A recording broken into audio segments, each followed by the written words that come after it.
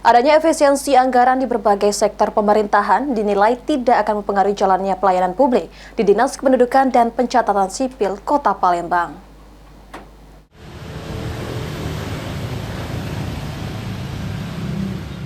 Berdasarkan instruksi Presiden nomor 1 tahun 2025 tentang penggunaan efisiensi anggaran di berbagai sektor pemerintahan, khususnya efisiensi anggaran terhadap OPD di lingkungan pemerintah daerah, dinilai tidak akan mempengaruhi pelayanan publik dalam mengurus data kependudukan di Kota Palembang.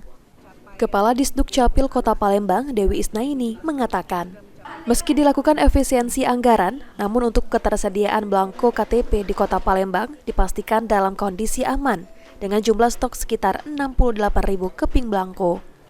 Bahkan untuk meningkatkan pelayanan publik bagi masyarakat, pemerintah Kota Palembang akan melakukan pembaruan alat kerja fingerprint di Disdukcapil Kota Palembang. Kalau sampai saat ini seperti disampaikan oleh Pak Wawako tadi, beliau sangat tahu bahwa pelayanan ini tidak boleh berhenti. Jadi mudah-mudahan walaupun kita efisiensi, tapi untuk kesediaan hal-hal yang berkaitan dengan pelayanan akan tersedia. Misalnya belangko, tadi makan Bapak minta alatnya diperbarui lagi. Mudah-mudahan tidak ada terganggu. Untuk yang ini tadi sidik jari, karena memang sidik jari tadi kan masih menggunakan tahun 2020 kan. Eki Saputra, PAL TV.